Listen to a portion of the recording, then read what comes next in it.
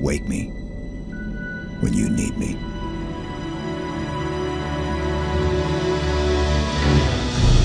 Halo has a magical feel to it that is unlike any other game. To what degree do we need to rework great work that's already been done? What do we keep? What do we throw away? What do we add? Equally, we want this to be our Halo game and the first Halo game that 343 has developed. We've really focused on trying to craft these moments that live up to the legacy of the Halo experience. We're working within the constraints of what makes Halo Halo, but trying to make every aspect of it bigger and better.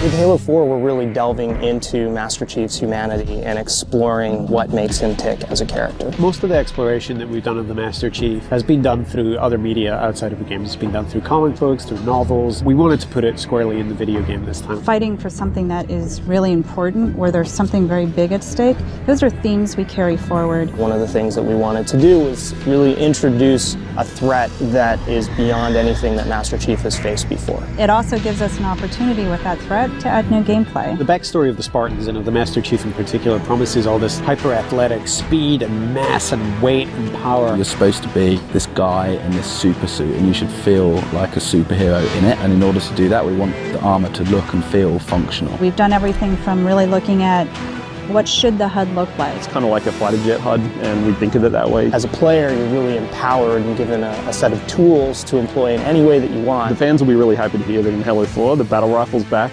It's the old burst fire precision weapon that they know and love. All weapons, vehicles, and enemies have all been updated graphically. A lot of that is just in service of the experience we're trying to create. We want you to feel like you could step right into that world. We're trying to bring that across in multiplayer, that there's this whole universe out there, and you get to play in all these cool locations. We're absolutely creating multiplayer levels from scratch. So these are not play spaces that are recycled from the campaign. They're purpose-built with competitive in mind. The two maps that we're going to be showing are Warhouse and Wraparound. Wraparound is a looping arena type structure, lots of verticality, up and down combat. Warhouse is like an abandoned military base which has got a giant mech being constructed in the center of it. We've always had this sort of schism between multiplayer and campaign. And the campaign was completely wrapped in fiction, and multiplayer just wasn't. The Spartans in multiplayer are Spartan 4s. These are the newest breed of Spartan. We've created a fairly compelling and fairly convincing reason why red Spartans can fight blue Spartans. There's other parts to our multiplayer experience that'll be coming in the future. With Halo 4, we've tried to create a more cinematic approach to the experience in everything that we do. We have a completely new audio team building all of the sound effects from scratch.